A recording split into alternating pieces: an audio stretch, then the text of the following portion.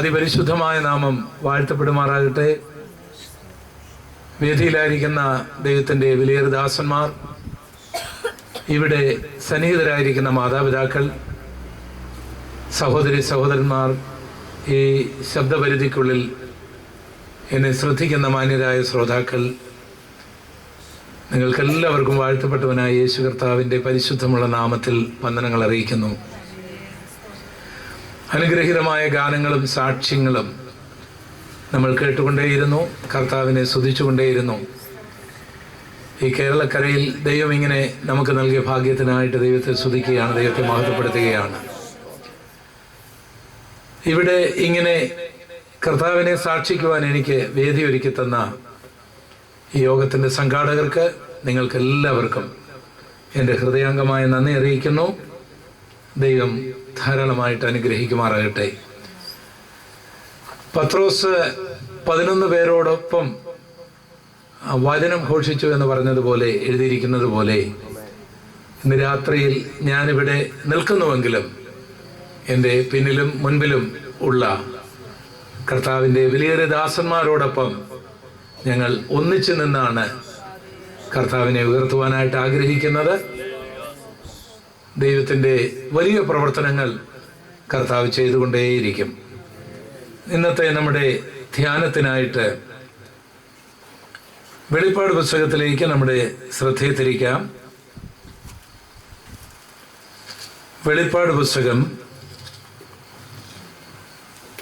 3-ാം അധ്യായം, അതിൻ്റെ 7 മുതലുള്ള വാക്യങ്ങൾ ഞാനിവിടെ വായിക്കുന്നു. ഫിലദൽഫിയയിലെ സഭയുടെ ദൂതൻ എഴുതുക: വിശുദ്ധനും സത്യവാനും ദാവീദിന്റെ താക്കോലുള്ളവനുമായി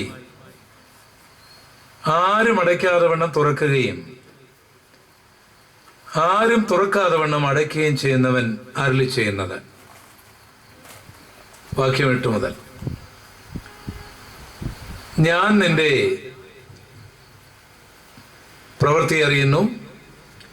ഇതാ, ഞാൻ നിന്റെ മുൻപിൽ ഒരു വാതിൽ തുറന്നു വെച്ചിരിക്കുന്നു, അതാർക്കും അടച്ചുകൂടാ. നിനക്ക് അല്പമേ ശക്തിയുള്ളൂ, എങ്കിലും നീ എൻ്റെ വചനം കാത്തു, എൻ്റെ നാമം നിഷേധിച്ചിട്ടില്ല.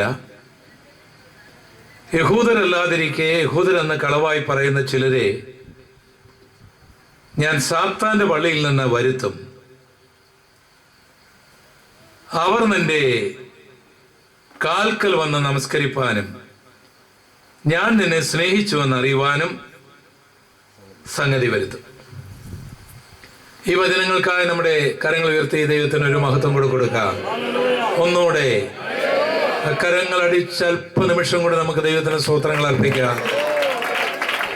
പരിശുദ്ധാത്മാവിന്റെ ഒരു വലിയ വ്യാപാരം ദൈവമായ കർത്താവ് നമ്മുടെ മധ്യത്തിൽ അയക്കട്ടെ. ഫിലദൽഫിയ സഭയോട് അരുളി ചെയ്ത കർത്താവിന് നമ്മളോട് സംസാരിക്കുവാനായിട്ട് കഴിയും. വെളിപ്പാട് പുസ്തകം അല്ലെങ്കിൽ അപ്പോക്കാലിപ്സ് ഈ കാലഘട്ടത്തിൽ നാം ഏറ്റവും കൂടുതൽ പഠിക്കേണ്ടതായ ഒരു പുസ്തകമാണ്. ഭാവിയെക്കുറിച്ച് അറിയുവാൻ ആഗ്രഹിക്കുന്നവരാണ് എല്ലാവരും തന്നെ. മതവിശ്വാസികള് ആസ്ട്രോളജിക്കലായിട്ടുള്ള നിലയിൽ തങ്ങളുടെ ഭാവി അറിയാൻ ആഗ്രഹിക്കാറുണ്ട്. നിരീശ്വരന്മാര്, യുക്തിവാദികള് ശാസ്ത്രത്തിന്റെ കണ്ണുകളിലൂടെ ഭാവി അറിയാൻ, ഈ രോഗി എത്ര വർഷം ജീവിക്കാൻ സാധ്യതയുണ്ട്, അല്ലെങ്കിൽ ഈ രോഗം ബാധിച്ചാൽ ഒരാൾക്ക് എത്ര നാൾ ഈ ഭൂമിയിൽ ജീവിക്കാം, ഇന്നത്തെ എൻവയോൺമെന്റുകളെ കുറിച്ചുള്ള പഠനങ്ങളിലൂടെ ഈ ആകാശത്തിന്റെ ഭാവി, ഭൂമിയുടെ ഭാവി ഒക്കെ എന്താവാം എന്നൊക്കെ ശാസ്ത്രത്തിന്റെ കണ്ണുകളിലൂടെ നിരീശ്വരന്മാര്, യുക്തിവാദികള് തങ്ങളുടെ ഭാവിയെക്കുറിച്ച് പഠിക്കുവാനായിട്ട് പരിശ്രമിക്കാറുണ്ട്. ആത്മീകരായിട്ടുള്ള വിശ്വാസികള്, ദൈവമക്കള് ദർശനങ്ങളും വെളിപ്പാടുകളും പ്രവചനങ്ങളും ഒക്കെയുള്ള ദൈവത്തിൻ്റെ ദാസന്മാരെ ഭവനത്തിലേക്ക് ക്ഷണിച്ചോ സഭകളിലേക്ക് ക്ഷണിച്ചോ അല്ലെങ്കിൽ അവരുടെ അടുക്കൽ കടന്നു എന്നോ ഭാവിയെക്കുറിച്ച് അറിയുവാൻ ആഗ്രഹിക്കാറുണ്ട്. ചുരുക്കി പറഞ്ഞാൽ മനുഷ്യരായി ജനിച്ചവരെല്ലാം നാളത്തെ കാര്യം അറിയാനായിട്ട് ആഗ്രഹിക്കുന്നുണ്ട്. പക്ഷേ നാളത്തെ കാര്യങ്ങൾ വളരെ വ്യക്തമായി കൃത്യമായി പറഞ്ഞിട്ടുള്ള ഒരു പുസ്തകമുണ്ടെങ്കിൽ അത് വെളിപ്പാട് പുസ്തകമാണ്. വെളിപ്പാട് പുസ്തകത്തിലെ ഭാവി എന്ന് പറയുമ്പോൾ വെറും ചെറിയ കാര്യങ്ങളെ കുറിച്ചുള്ളതല്ല. സാധാരണക്കാരായിട്ടുള്ള മനുഷ്യരുടെ താൽക്കാലികമായ ജീവിതവുമായി ബന്ധപ്പെട്ടിട്ടുള്ള കൊച്ചു കൊച്ചു കാര്യങ്ങളുമായിട്ടുള്ള കാര്യങ്ങളല്ല വെളിപ്പാട് പുസ്തകത്തിൽ രേഖപ്പെടുത്തിയിരിക്കുന്ന ഭാവി എന്ന് പറയുന്നത്. അതിനൊന്ന് രണ്ട് ദൃഷ്ടാന്തങ്ങൾ. സൂര്യനിൽ ഹൈഡ്രജൻ വാതകമാണ് കത്തുന്നത്. അതുകൊണ്ടാണ് നമുക്ക് ചൂടും വെളിച്ചവും ലഭിക്കുന്നത്. ഒരു സെക്കൻഡിൽ ഒരുപക്ഷെ 40 or 50 ലക്ഷം ടൺ ഹൈഡ്രജൻ വാതകം കത്തിയെങ്കിൽ മാത്രമേ നമുക്ക് ചൂട് തരുവാനായിട്ട് സൂര്യന് കഴിയുകയുള്ളൂ. പക്ഷേ ഓരോ സെക്കൻഡിലും നഷ്ടപ്പെട്ടുകൊണ്ടിരിക്കുന്ന ഈ ഹൈഡ്രജൻ വാതകം അതിന് അനുപാതമായൊരു ഉൽപാദനം അവിടെ നടക്കുന്നില്ല. അതുകൊണ്ട് പ്രതിവർഷം സൂര്യൻ 2 ആർക്ക് സെക്കൻഡ് വീതം ചുരുങ്ങും. ഇങ്ങനെ ചുരുങ്ങിയാൽ സൂര്യന്റെ ഭാവി എന്താകും? അതൊരു സൂപ്പർനോവയായി മാറുമോ? ഭൂമിയുടെ അവസ്ഥയപ്പോൾ എന്തായിരിക്കും? ഈ ചോദ്യത്തിന് വെളിപ്പാട് പുസ്തകത്തിൽ മറുപടിയുണ്ട്. സൂര്യന്റെ ഭാവി എന്താകും? ഭൂമിയെക്കുറിച്ച് ഭാവി എന്താകും? ഭൂമി എന്ന് പറയുമ്പോൾ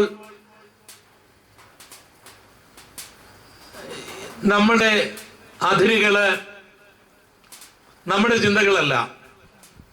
ഭൂഖണ്ഡങ്ങളുണ്ട്.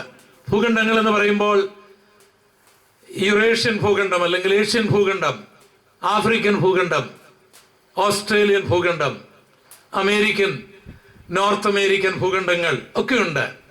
പ്രധാനപ്പെട്ട 5 വൻകരകളുണ്ട്. കൊച്ചു കൊച്ചു പ്ലേറ്റുകളുണ്ട് അല്ലെങ്കിൽ ഖണ്ഡങ്ങളുണ്ട്. ഇവയൊക്കെ അതിരിട്ട് മനുഷ്യർ കഴിയുകയാണ്. ഇന്ത്യയുടെ അതിരിതാണ്. ആ പ്രശ്നം നമുക്കിപ്പോൾ ചൈനയുമായിട്ടുണ്ട്. കുവൈറ്റുകാർക്ക്, ഒമാൻകാർക്ക് അവരുടെ അതിരുമായിട്ടുള്ള ചില ദ്വീപ് സമൂഹങ്ങളുമായിട്ടുള്ള പ്രശ്നങ്ങൾ ഇന്ന് നിലവിൽ നിൽക്കുന്നുണ്ട്.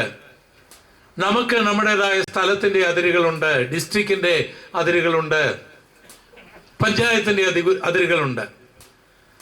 പക്ഷേ ഈ ഭൂഖണ്ഡങ്ങൾ അല്ലെങ്കിൽ ഈ ഭൂഖണ്ഡത്തെ താങ്ങി നിർത്തിയിരിക്കുന്ന പ്ലേറ്റ്, അസ്ട്രോസ്ഫിയർ എന്ന് പറയുന്ന ഏകദേശം 700 മൈൽ ആഴത്തിലേക്ക് താഴ്ന്നു കിടക്കുന്ന ഒരു ചെളിക്കണ്ടം പോലെ അല്ലെങ്കിൽ ഒരു പ്ലാസ്റ്റിക് മേഖലയിലൂടെ തെന്നി നീങ്ങിക്കൊണ്ടിരിക്കുകയാണ്.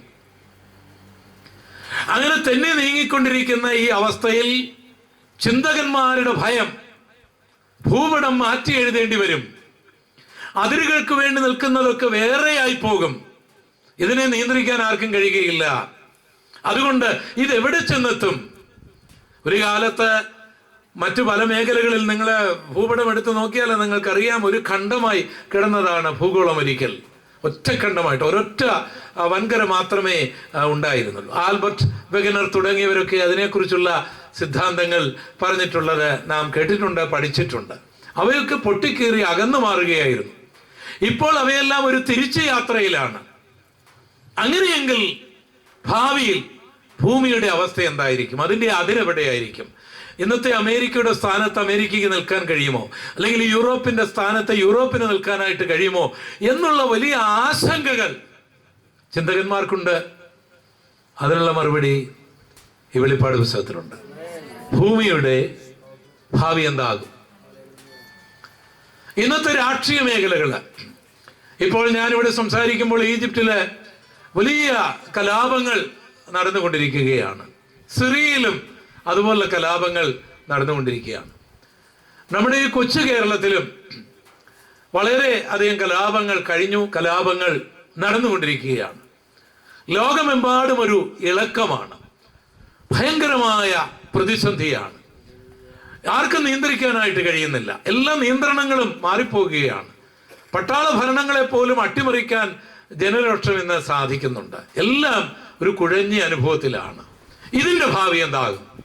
ഈ ഇളകുന്ന ഭരണകൂടങ്ങളുടെ ഭാവി എന്താകും എന്നുള്ളത് രാഷ്ട്രീയ മീമാംസകന്മാരോട് ചോദിച്ചാൽ അവർക്ക് ഒത്തിരി മറുപടി പറയുവാൻ കഴിയുമെങ്കിലും ഈ ബൈബിളില്, വെളിപ്പാട് പുസ്തകത്തില് അതിന് വ്യക്തമായ മറുപടികളുണ്ട്. ഇനി മതലോകത്തിലേക്ക് നമ്മൾ ഇറങ്ങിച്ചെന്നാൽ കഴിഞ്ഞ ഏത് കാലങ്ങളെക്കാളും അധികം മതം ശക്തി പ്രാപിച്ച ഒരു കാലമാണ്. ദൈവഭക്തിയിൽ നിന്ന് വളരെയധികം അകന്നു പോയെങ്കിലും, ദൈവത്തിൽ നിന്ന് വളരെയധികം അകന്നു പോയെങ്കിലും ദൈവത്തിന്റെ പേരിലുള്ള മതങ്ങൾ ശക്തി ആർജിച്ച ഒരു കാലമാണ്. ഭക്തി എന്നതിനേക്കാൾ വർഗീയത വളർന്ന ഒരു കാലം, സ്നേഹം എന്നതിനേക്കാൾ ഭയങ്കരമായ കോപങ്ങളും ക്രോധങ്ങളും നിറഞ്ഞിരിക്കുന്ന ഒരു കാലം. ഈ മതങ്ങളൊക്കെ എങ്ങോട്ടാണ്? ഇതിൻ്റെ ഭാവി എന്താണ്? ചിലതിൻ്റെയൊക്കെ വളർച്ചയും ചിലതിൻ്റെയൊക്കെ തളർച്ചയും ചിലതിൻ്റെയൊക്കെ വർധനവും ഇന്ന് ചിന്തകന്മാരെ ചിന്തിപ്പിക്കുമ്പോൾ അതിനവർ പറയുന്ന മറുപടികൾ പല നിലകളിലായിരിക്കാം. മതമേഖലകളുടെ ഇടയിൽ, ഭാരതം പോലുള്ള രാജ്യത്തിലെ മതചിന്തകന്മാരുടെ ഇടയിൽ ഈ വംശവർദ്ധനവ്, ചില സമൂഹത്തിൻ്റെ ക്രമാധീതികമായിട്ടുള്ള വർധനവുകളും ചില സമൂഹത്തിൻ്റെ വർധനവ് കുറവുകളും ഇന്ന് ശ്രദ്ധയിൽപ്പെട്ടിട്ട് ക്രൈസ്തവ നേതാക്കന്മാർ പോലും അതിനെക്കുറിച്ചുള്ള വലിയ ചർച്ചകൾ നടത്തുന്ന ഈ കാലത്ത് മതത്തിന്റെ ഭാവി എന്താകും എന്നുള്ള ചോദ്യത്തിന് ഈ വെളിപ്പാട് പുസ്തകത്തിൽ മറുപടി ഉണ്ട്. Praise the Lord. ക്രൈസ്തവ ലോകം തന്നെ വലിയൊരു ഒരു പാരഡോക്സിക്കൽ നിലയിൽ എന്ന പോലെ നീങ്ങുകയാണ്. ഉദാഹരണമായിട്ട് ഒരു കാലത്ത് സൂര്യചന്ദ്രന്മാർ ഉള്ള കാലത്തോളം ഞങ്ങൾ ഇനി ഇവരോടുകൂടി ഇല്ല എന്ന് പറഞ്ഞുകൊണ്ട് ഒരു കുരിശില് തൊട്ട് സത്യം ചെയ്യുവാൻ കഴിയാതിരുന്നത് കൊണ്ട് അതിൽ തോർത്ത് കെട്ടി അല്ലെങ്കിൽ ആലാത്ത് കെട്ടി അതിൽ തൊട്ട് സത്യം ചെയ്ത യാക്കോബക്കാര്, പിന്നെ പിരിഞ്ഞ ഓർത്തഡോക്സുകാര്, അതിൽ നിന്ന് പിരിഞ്ഞ മർത്തോമക്കാര്, ഈ സമൂഹങ്ങളെല്ലാം ഇന്ന് സൂര്യചന്ദ്രന്മാരുള്ള കാലത്തോളം ഞങ്ങൾ ഇവരോടൊപ്പം ഇല്ല എന്ന് പറഞ്ഞ ആ റോമിലേക്ക് കടന്നില്ലുകയാണ്. ഒരു ആശാവാഹമായ കാര്യം. ഇനി എക്യുമെനിക്കൽ പ്രസ്ഥാനവുമായിട്ട് പ്രോട്ടസ്റ്റന്റ് സമൂഹങ്ങള്, ആംഗ്ലിക്കൻ സമൂഹങ്ങള്, പെനക്കോസ് സമൂഹങ്ങൾ ഉൾപ്പെടെ ഒരു ഐക്യവേദിയിലേക്ക് നീങ്ങിക്കൊണ്ടിരിക്കുന്ന കാലങ്ങള്. ഐക്യവേദി എന്ന് പറഞ്ഞാൽ പെനക്കോസ് സമൂഹങ്ങൾ ആയിട്ട് മാത്രമല്ല, മറ്റിതര ക്രൈസ്തവ സമൂഹവുമായിട്ട്. ഇതൊക്കെ മാനുഷികമായ നിലയിൽ വളരെയധികം ആശാവാഹമായ കാര്യമാണെങ്കിലും ചിന്തിക്കുന്നവരെ സംബന്ധിച്ചിടത്തോളം ഇതെവിടെ ചെന്നെത്തും എന്ന് ചിന്തിക്കുന്ന കാലത്ത് ഈ വെളിപ്പാട് പുസ്തകത്തിൽ, പ്രത്യേകിച്ച് വെളിപ്പാട് പുസ്തകം 17-ാം അധ്യായത്തിൽ ഈ മതം എവിടെ ചെന്നെത്തും എന്ന് രേഖപ്പെടുത്തിയിട്ടുണ്ട്. കരമുയർത്തി ദൈവത്തിന് സ്തോത്രം ചെയ്യാം. മാത്രമല്ല, ഇന്ന് ശാസ്ത്രീയമായ നിലയിൽ ഏറ്റവും അധികം ഭാരപ്പെടുത്തുന്ന മറ്റു ചില വിഷയങ്ങൾ ഇന്ന് ശാസ്ത്രീയ മേഖലകളിലുണ്ട്. നമ്മൾ വായു മലിനീകരണത്തെക്കുറിച്ചും അല്ലെങ്കിൽ വെള്ളത്തിൻ്റെ മലിനീകരണത്തെക്കുറിച്ചും ഒക്കെ വളരെയധികം പഠിച്ചുകൊണ്ടിരിക്കുന്ന ഈ കാലങ്ങളിൽ അന്തരീക്ഷ മലിനീകരണത്തിന് അല്ലെങ്കിൽ ഈ ആകാശത്തിലേക്ക് മനുഷ്യൻ അയച്ചിട്ടുള്ള റോക്കറ്റുകൾ, മനുഷ്യൻ അയക്കുന്ന ഉപഗ്രഹങ്ങൾ, ഇവയൊക്കെ തകർന്ന് ഈ അന്തരീക്ഷ മണ്ഡലത്തിന് മുകളിലായിട്ടുള്ള ശൂന്യാകാശത്തിൽ നിറഞ്ഞുകൊണ്ടിരിക്കുന്ന ഈ മാലിന്യ കൂമ്പാരങ്ങൾ, അത് ഇനി ഉണ്ടാക്കാൻ പോകുന്ന വലിയ വിപത്തുകൾ, അങ്ങനെയുള്ള ആ മാലിന്യങ്ങൾ, കുമ്പാരങ്ങൾ, വേസ്റ്റുകൾ ഇപ്പോൾ നിലവിലുള്ള സാറ്റലൈറ്റുകളെ തകർത്താൽ കമ്മ്യൂണിക്കേഷൻ ഉൾപ്പെടെയുള്ള എല്ലാ മേഖലകളിലെ തകർച്ചകൾ മനുഷ്യനെ ചിന്തിപ്പിച്ചുകൊണ്ടിരിക്കുമ്പോൾ ഈ വെളിപ്പാട് പുസ്തകത്തിൽ അതിന്റെ ഭാവിയെക്കുറിച്ച് രേഖപ്പെടുത്തിയിട്ടുണ്ട്. ഒന്ന് സ്തോത്രം ചെയ്താട്ടെ. ഇനി ദൈവസഭയുടെ ഭാവി എന്താകും? എന്റെയും നിങ്ങളുടെയും ഭാവി എന്താകും? 1000 വർഷം കഴിയുമ്പോൾ ഞാൻ ആരായിരിക്കും? നിങ്ങൾ ആരായിരിക്കും? നിങ്ങളുടെ രൂപം 1000 വർഷം കഴിയുമ്പോൾ നിങ്ങളുടെ രൂപം എന്തായിരിക്കും? നിങ്ങളുടെ പൊക്കം എന്തായിരിക്കും? നിങ്ങളുടെ ഭാഷ എന്തായിരിക്കും? നിങ്ങൾക്ക് ആരെയെങ്കിലും തിരിച്ചറിയാൻ കഴിയുമോ എന്നുള്ള ചോദ്യത്തിന് ഈ വെളിപ്പാട് പുസ്തകത്തിൽ മറുപടി ഉണ്ട്. സ്തോത്രം. അതുകൊണ്ട് നമ്മൾ വളരെ അത്യന്താപേക്ഷിതമായി ഈ കാലഘട്ടത്തിൽ പഠിക്കേണ്ട ഒരു പുസ്തകമാണ് വെളിപ്പാട് പുസ്തകം. അതിൽ നാം ഇവിടെ വായിച്ചത് ഫിലദൽഫിയ സഭയോടുള്ള ദൂതാണ്.